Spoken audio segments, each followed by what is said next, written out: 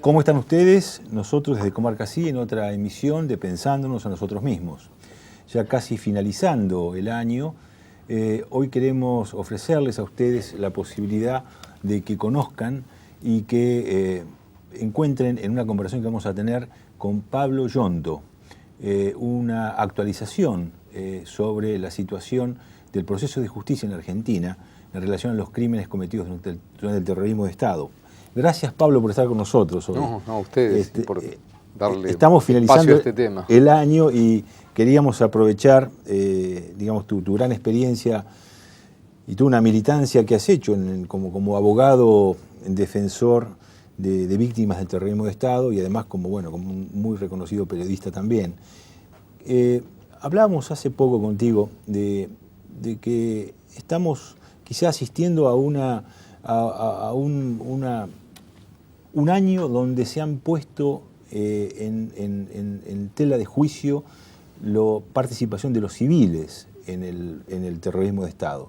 Al punto tal que siempre hemos denominado a la dictadura como dictadura militar, pero nos hemos empezado a acostumbrar a denominarla como dictadura cívico-militar, pero no desde hace mucho tiempo esto, ¿no?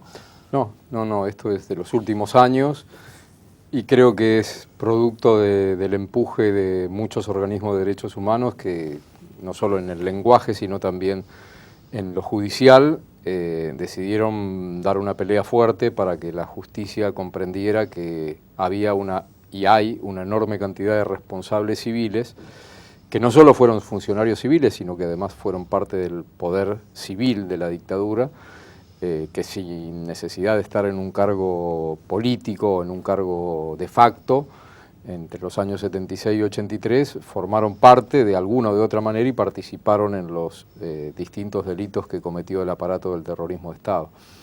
El 2012 es un año que termina por el momento, con 364 condenados hasta ahora, casi 900 procesados y digamos la nota destacada es que los dos primeros empresarios procesados por su participación en delitos de lesa humanidad cometidos contra sus trabajadores han sido procesados este año, uno en Salta y otro en Jujuy. ¿Cuáles son las causas? En Salta, el empresario Levín, que es el dueño o era dueño en aquel momento de la empresa de transporte La Veloz del Norte. Y el más conocido, que es el caso de Blaquier, el dueño del Imperio Ledesma, por delitos cometidos contra trabajadores del ingenio Ledesma. Y después, hace poquitas semanas, la jueza federal número 2 de San Martín, en lo penal, Alicia Vence, citó a declaración indagatoria para febrero del 2013 recién, pero ya es un avance después de tantos años, en la causa Ford, a 4 gerentes, que 2 son del área de seguridad, 2 son del área de otras áreas, área de personal, y que van a ser indagados en febrero, y esperemos que luego de la indagatoria sean procesados, y de esta manera habría 6 empresarios. Por supuesto que hay otros civiles que han sido también indagados, algunos condenados, ¿no? En los civiles uno cuenta... ¿En los sucesos de la fábrica Ford? No. En general en el país, sí, tenemos civiles ya procesados y condenados, pero que tienen que ver con funcionarios, claro. SMAR, funcionario de la dictadura en la provincia de Buenos Aires, curas que intervinieron en la represión, Bomberni, ex jueces, ex fiscales, que habían sido jueces y fiscales en la época de la dictadura, pero en cuanto a empresarios, este es el gran avance del año 2012, ha sido este. Después hay, por ejemplo, un caso que espero que salga en estos días, porque tuvo 2 llamados indagatoria, pero la persona esta apeló y después de una disputa fuerte en la Cámara Federal de Apelaciones, porque hubo 2 apelaciones seguidas, la Cámara por suerte nos dio la razón y dijo que sí, que se lo llame indagatoria, que sería el primer periodista acusado por participación en delitos de lesa humanidad, que es el caso de Agustín Botinelli, que dirigía la revista Para Ti en la época de la dictadura, más precisamente en 1979, en septiembre del 79, cuando La revista Para Ti, que formó parte de todo el aparato de Editorial Atlántica, que tuvo una fuerte influencia en la sociedad, con un discurso en el que había que denunciar subversivos, comunistas, marxistas, peronistas, etcétera, es decir, agitando el fantasma del subversivo para que todo aquel que tuviera noticias de que en la escuela, en la universidad había alguien, lo denunciara, más las campañas contra los organismos de derechos humanos, pero no va a ser juzgado Botinelli, que va a ser indagado, pero bueno, todavía no juzgado, pero el día que sea juzgado no va a ser juzgado por lo que escribió, sino por lo que hizo, ¿no? ¿Qué hizo Editorial Atlántida en este caso emblemático? Telma Jara de Cabezas, una madre de Plaza de Mayo, que tenía a su hijo secuestrado de 17 años. Daniel Cabezas. Gustavo. Daniel es sobreviviente, su otro hermano sobreviviente, lo detuvieron en el 81, en el 80 y sobrevivió. Exactamente. Gustavo Cabezas. Y a Florencia en la Plaza de Martínez, hemos hecho un programa especial en eso. Exacto, bueno, es ese caso. Telma es la mamá de Gustavo Cabezas, que tenía 17 años. Telma se pone a buscar a su hijo, como tantas miles de madres, y es secuestrada. Como parte de los secuestros a familiares de desaparecidos, es secuestrada y llevada a la Escuela de Mecánica de la Armada. Un día de septiembre del 79, mientras en la Argentina estaba de visita la Comisión Interamericana de Derechos Humanos de la OEA, que venía en visita para comprobar en el territorio argentino las denuncias, las miles de denuncias que había en la OEA y en otros organismos por violaciones a los derechos humanos, Editorial Atlántida, en complicidad, en connivencia con los grupos de tarea de la Escuela de Mecánica de la Armada y con un represor que está siendo juzgado ahora en la ESMA, que es Cavallo, el represor Ricardo Cavallo, que fue extraditado y que está... Exacto. Sacan de la ESMA, donde estaba Telma secuestrada y torturada, la sacan, la llevan a una peluquería, le compran ropa, la llevan a un bar en Núñez, hacen un simulacro de nota, le sacan fotos, le hacen un simulacro de entrevista y la llevan de nuevo a la Escuela de Mecánica de la Armada y sale en esos días que venía de visita a la Comisión Interamericana, como parte del aparato propagandístico, sale un reportaje a Telma Jara de Cabezas, donde ella dice, el título del reportaje es Habla la madre de un subversivo. Y ella, por supuesto, aparece hablando pestes de la militancia guerrillera, de los montoneros, hablando... Los responsables de esa editorial eran, repetilo, era... El dueño era Vigil, que falleció. Sí. Pero bueno, el editor de esa nota y editor responsable de la revista era Agustín Botinelli, que es por quien pedimos indagatoria, pero esto la familia Cabezas lo viene pidiendo desde el 84. Desde el año 84 viene pidiendo esto, y recién, por lo menos este año... Hay una nota interesante también de una persona, un periodista importante de la revista Para Ti, Gordillo, ¿no es cierto? Gordillo era la número 2, pero acá Gordillo por el momento sigue investigada, tenemos que probar el rol que tuvo en ese editorial. Sí hemos logrado probar por testimonios el rol que cumplía Botinelli, por eso el juez Sergio Torres decide llamarlo indagatoria, porque se acumuló prueba sobre él, ¿no? Prueba que indica que él fue el editor de la nota, que él fue el que la tituló, que él sabía que Telma estaba secuestrada. Ella fue la autora de una nota que publica dirigiéndose creo que a Viola, ¿no? Donde se siente alarmada por la posibilidad de que haya una apertura democrática. Sí. Si vos traes todo lo que publicó Para Ti, Gente, El Gráfico mismo, que eran las revistas del momento y que además llegaron a vender en el 78, según ellos mismos, 1 millón de ejemplares por mes, o sea, el grado de penetración que tenía Editorial Atlántida en aquella época era muy fuerte. Muy fuerte. Gente, que fue dirigida por Chiche Helblum y las cosas que han salido en Gente, pero como no queremos, más allá de que sí queremos que se investigue el rol que cumplió la prensa y tal vez eso no se va a juzgar como delito de lesa humanidad, en este caso sí, porque hubo participación en este secuestro como parte del aparato de propaganda de la dictadura, ¿no?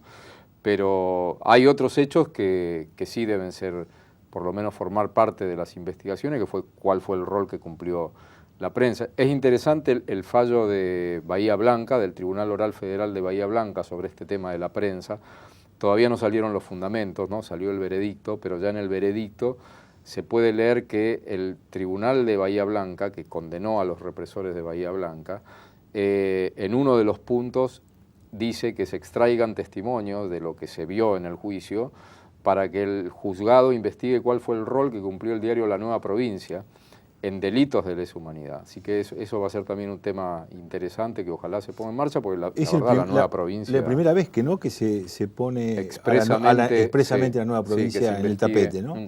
Es la primera vez y además espero que cuando salgan los fundamentos, porque el veredicto obviamente dice muy poco, es una síntesis de lo que, un adelanto de lo que va a venir en los fundamentos, habla del rol, es decir, para que se investigue qué se publicó, qué se dijo. Y esto es interesante porque a nivel internacional, por suerte ha habido un avance también de los tribunales penales internacionales. En el caso de Ruanda se condenó a un locutor, que era como el locutor en Ruanda de la mañana radial, que desde los micrófonos incentivaba asesinatos, pero no diciendo vayan y maten, sino incentivando el odio, ¿no? Y fue condenado, y esto es interesante porque digo, también entender que no solo... No es un caso demasiado conocido. Sí, sí, o sea, no solo... incentivaba al genocidio en Ruanda. Incentivaba al odio hacia, bueno, una de las tribus, ¿no? Y no es que él ejecutó las muertes ni nada, pero él fue condenado por el hecho de incentivar, ¿no? O sea, se lo tuvo como partícipe. Y está bueno, digo, porque el entender que la prensa juega un rol.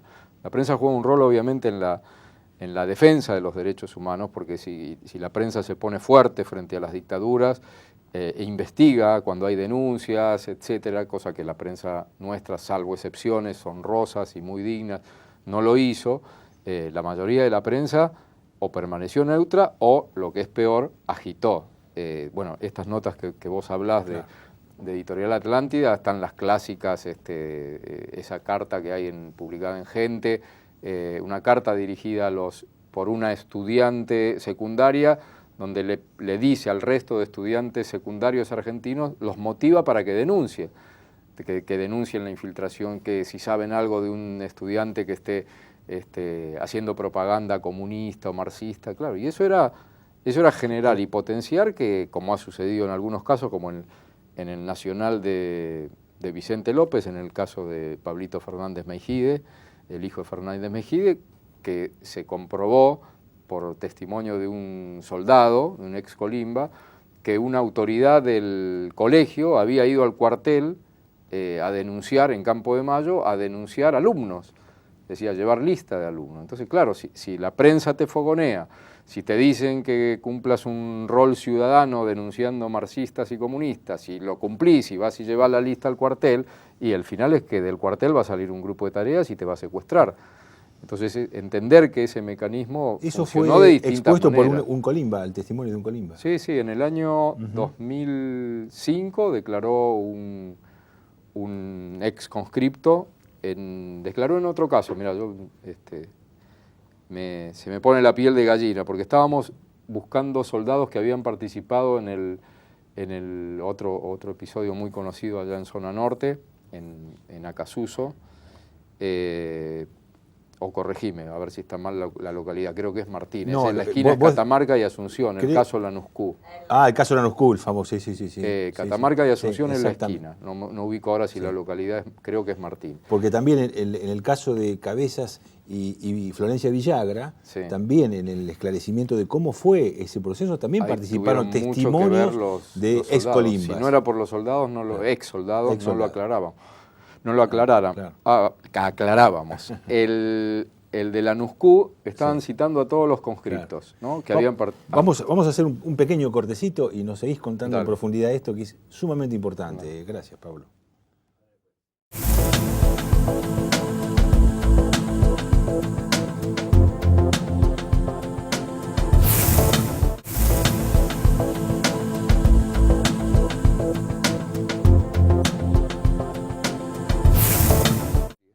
Bueno, seguimos con Pablo Yonto. Pablo, nos confirman los compañeros de producción que es exactamente el Martínez. Catamarca y Asunción, esquina de Martín. Claro. Bueno, ahí matan a la familia Lanuscú, que en realidad, bueno, se pensaba que habían matado a Roberto Lanuscu, a Amalia Miranda y a los 3 hijos. Pero después se comprobó ya en democracia que a Barbarita, que tenía 6 meses, no la habían matado, sino que se la habían llevado, y es una de las 400 bebés o jóvenes que buscan las abuelas. Barbarita Lanuscu, que hoy va a cumplir 37 años y vive. Entonces, se empezó a citar, cuando se volvieron a poner en marcha las causas ahora a partir del 2003, se empezó a citar a todos los conscriptos que habían participado del operativo, que era la Escuela de Comunicaciones de Campo de Mayo. Bueno, varios conscriptos dieron su testimonio sobre el caso del ataque a esa casa, y uno de ellos dijo, no, yo pensé que me habían citado por otra cosa. Entonces la empleada del juzgado le digo, ¿por qué otra cosa? Dijo, no, por el caso de Pablito Fernández Mejide. ¿Qué sabe usted? Y le tomaron declaración. Y ahí cuenta que él estaba en la Escuela de Comunicaciones y que un día vino, él no sabía si era la directora, la vice o quién, pero que vino una autoridad y se presentó ante un coronel y le vino a traer como la lista de los alumnos subversivos que había en el colegio, y entre ellos se acordaba que estaba el hijo de Fernández Mejide. Y eso lo contó un conscripto, quedó ahí, y bueno, es uno de los casos que se está investigando en la causa Campo de Mayo, es los desaparecidos del Colegio Nacional. Así que, bueno, es importante lo que vos decís de los conscriptos también, porque hace 3 años que se empezó a hacer la campaña para que los ex conscriptos declaren y cuenten lo mucho o lo poco que saben. Por suerte ha dado resultado, más de 300 conscriptos se han presentado en todo el país a contar. Algunos han servido para aclarar casos concretos, para dar indicios de dónde puede haber enterramientos, y bueno, seguimos convocando, así que aprovecho.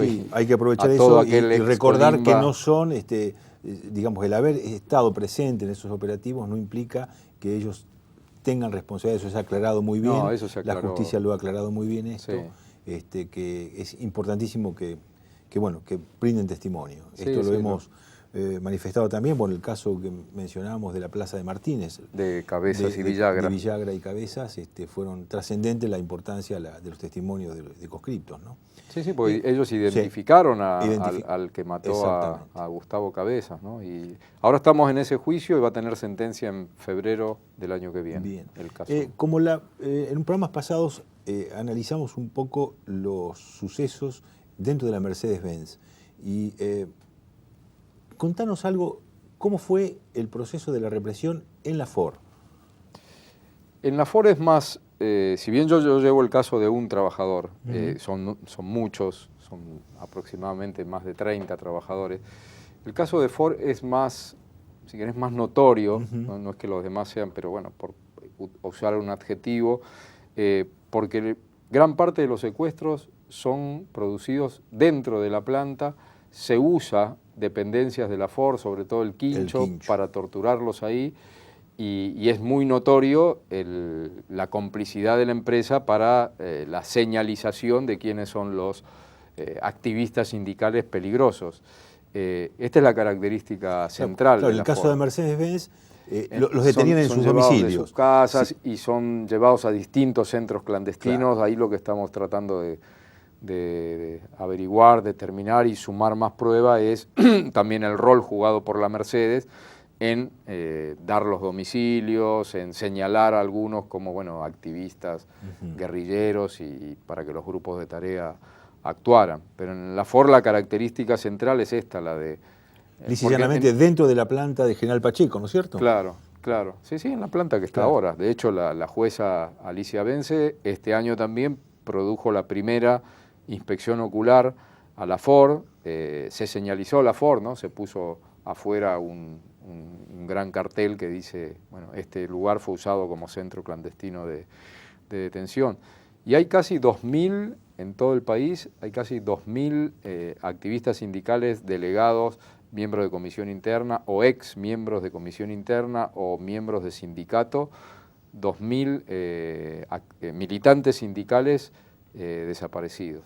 Y eso, implica que pedimos que en muchos de los casos, porque en otros se trataba por ahí de activistas sindicales que habían dejado de estar en una fábrica Claro. hace 8 o 10 años, pero en los casos en que estaban ellos trabajando, y muchos fueron sacados de las fábricas, ¿no? Los casos de Techín, en Campana, Astilleros, Astarza, Claro. los ceramistas de Zona Norte, que ahí Sí. hasta hay un documento, en el caso de los ceramistas de Zona Norte, que es Villa Adelina, hay un documento de la Embajada de los Estados Unidos donde señala que hay 19 ceramistas desaparecidos.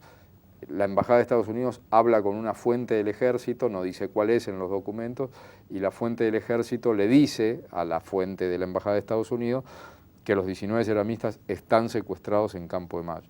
Y ese es un caso también que se está investigando, y ahí, por ejemplo, las fábricas ya han cerrado. Claro, no existen Ahí más. va a ser también Claro. difícil encontrar documentos probatorios. Pero bueno, es parte de esta tarea que decías al comienzo, la pata civil. La pata civil, sí. Es importante que además no es secundario que ya estemos definiendo a la dictadura como la dictadura cívico-militar. Es como se ha naturalizado esta caracterización, y de alguna manera el proceso de justicia en la Argentina ha sido consonante con ello, y digamos, toda la población puede ver con mayor grado de claridad las responsabilidades. Algo que mantuvo muy fuertemente la atención durante mucho tiempo, y que pareciera ser que ha decaído la atención, digamos, del público general, tiene que ver con el caso de los hijos de Ernestina de Noble. Cuando se conoce las definiciones, digamos, de las pruebas biológicas realizadas, es como que daría la impresión como que hubo un decaimiento en la atención de esto. ¿Cómo está la situación esa? ¿Cómo es como para informar y que no decaiga la atención sobre un caso tan importante? La causa sigue abierta, sigue en el Juzgado Federal Penal de San Isidro, se sigue investigando cuál es el origen y la identidad de Marcela y de Felipe. La novedad, digamos, el año pasado fue que Marcela y Felipe, después de años de negarse a hacerse el ADN, fueron al banco de datos genéticos en el Hospital Durán, dieron muestra de sangre, se cotejó con muchos de los grupos familiares que dejaron muestra de sangre en el banco, y por el momento ha dado negativo, porque todavía falta cruzar con algunos grupos, y además falta que un montón de grupos familiares vayan a dar sangre, que esto... Mucha gente nos dice, pero ¿cómo no van los grupos familiares? Bueno, es que el mundo de los desaparecidos no es tan lineal y sencillo. Nosotros le explicamos, mira, hay familias que ya no pueden dar sangre, porque era hija única y la mamá y el papá murieron. Y no es tan sencillo judicialmente sacar restos de una tumba, cuando los hay, porque a veces han sido cremados, sacar restos de una tumba para obtener de los huesos el ADN. No es tan sencillo, uno cree que el juez va y levanta tumbas y saca huesos, no es así. Hay temas familiares de por medio y temas de cautela de por medio. Después, hay familias que no han ido por otras razones, esto creo que todo el mundo lo sabe, hay familiares que por ahí, por algún motivo, que hasta es político o familiar, dicen, no, yo no voy a dar sangre. Otros por desinformación, que no han ido, falta no solo para el banco de datos genéticos de búsqueda de bebés, sino de bebés secuestrados o niños secuestrados, sino también para el equipo de antropología forense. Todos los años el equipo de antropología forense hace campañas en todo el país pidiendo a los familiares de desaparecidos que todavía no han dado muestra de sangre para la búsqueda de restos, que se acerquen a dar su muestra. Así que el banco todavía no tiene. ¿Qué universo de muestras tenemos ahora entre las del equipo de antropología y la del Banco Nacional? En el banco aproximadamente, por lo que nos han informado, hay unas 250 muestras. Y en el equipo de antropología creo que están llegando casi a las 6.000 muestras. Así que todavía hay una distancia y una brecha que, bueno, que ojalá con las campañas y todo esto, ¿no? Uno mismo en los casos que lleva ha tenido que hablar mucho con las familias porque falta que vaya la rama femenina a dar sangre, en algunos lados falta la rama masculina, en otros lados, bueno, hay que convencer al abuelo que ya es grande para que vaya.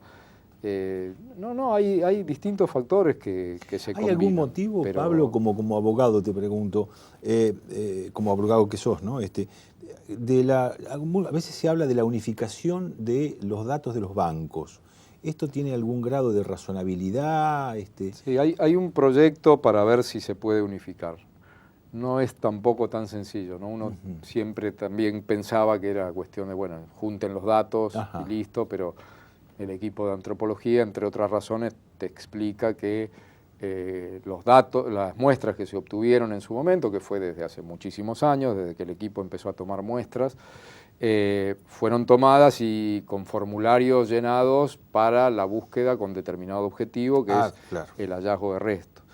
Entonces, no quieren tener problemas legales y que, bueno, que una familia que autorizó para un fin y no autorizó para otro. Habría que lograr que se cambien los fines de... Hay que lograr, sí, hay que lograr esa unificación. Por lo que sé, creo que hay algunos legisladores trabajando en ese tema para tratar de sacar una ley que pueda unificar las dos muestras. Y bueno, igual volviendo al otro tema, porque esto es viene bien marcarlo. El ADN o el cotejo de ADN es una de las vías y sin duda que es como la vía por excelencia de la búsqueda de los hijos de desaparecidos. Pero todas las otras existen y hay que seguir usándolas. Es decir, si yo no tengo el ADN, pero puedo buscar por las vías tradicionales de la justicia, que es la investigación, los testigos, los documentos, etcétera, como ha habido casos, hay que seguir buscando. Y esto es lo que está pasando en el caso de Marcela Noble y Felipe Noble. Se sigue buscando e investigando por otras vías, estamos empujando para que cite la jueza a otros testigos, para que puedan dar datos de todas esas versiones y rumores que hay sobre el origen de Marcela y Felipe. Por ejemplo, este represor que ahora está condenado y cumpliendo su condena en España, que es que fue muy conocido en los 90, Silingo, el marino, ¿no? que dio las primeras el paso datos inicial, oficiales para el tema de los vuelos de la muerte. La entrevista que le hace Horacio Berbisky. Claro. Berbisky le hace un libro que se llama El vuelo. El vuelo. Y después Silingo publica un libro propio, con una editorial berreta, saca su libro, y en ese libro, en una página, de pronto aparece un párrafo en el que Silingo, dice que él habló en aquella época, en la época de la dictadura, habla con un agente de inteligencia y el agente de inteligencia reproduce él el diálogo, le dice, no, esos casos nunca se van a aclarar porque hay una noble dueña de un diario que tiene el hijo de una desaparecida secuestrada en Automotores Orletti, misionera. Bueno, ese dato todavía no se averiguó, porque ya sea que mienta Silingo o que diga la verdad, pero ahí tenés una punta de las tantas que hay para averiguar si realmente Felipe Noble puede venir de una hipotética desaparecida misionera en Automotores Orletti, que fue un centro clandestino. Así que bueno, ese tipo de cuestiones es una de las tantas que hay. Es importante, digamos, destacar esto, Pablo, para que no decaiga la atención en el sentido de que es posible conseguir la verdad y conseguir justicia, por lo menos en lo referente a la recuperación de la identidad de tantos muchachos que hoy en día lo están requiriendo, ¿no? Y en ese caso nosotros siempre decimos que no es buscar porque son los nobles. No, claro, se ha dado esta característica porque ahora afloró mucho el tema Noble, Clarín, etcétera, pero la búsqueda es del año 95. El libro judicialmente se inició en el 95. El libro de Silingo, que te acabo de contar, es del 97, o sea, antes de que hubiera esta colisión entre gobierno, Clarín, etcétera. Las abuelas que buscaron el nieto pensando que era Felipe o que la nieta era Marcela Noble, digo, muchas de esas abuelas ya no están y no pudieron ni tener ni el sí ni el no, y por eso siempre le pedimos a Marcela y a Felipe, bueno, a la Noble, a sus abogados, etcétera, que digan cuál es la identidad, que digan, y si no son hijos desaparecidos, que digan de quién son, que digan, miren, Marcela es hija de este señor y esta señora, no son desaparecidos, y Felipe lo adquirimos en tal lado, fuimos a comprar bebé, como se compraban en esa época, o se siguen comprando, en tal lado, sus papás son estos, basta, y listo, y se cierra la causa, y dejan, y terminan con esto de tanta angustia, tantas abuelas y abuelos, que siguen pensando como hipótesis, bueno, que puede ser su nieto. Pablo, te agradecemos mucho la contribución que has hecho para la comunidad que nos ve, en aclarar tantas cosas. Y bueno, y te agradecemos porque va a ser casi nuestro último programa del año 2012. Bueno, así entonces, feliz año, buen 2013. Y feliz año para vos también. Bueno, Gracias. gracias.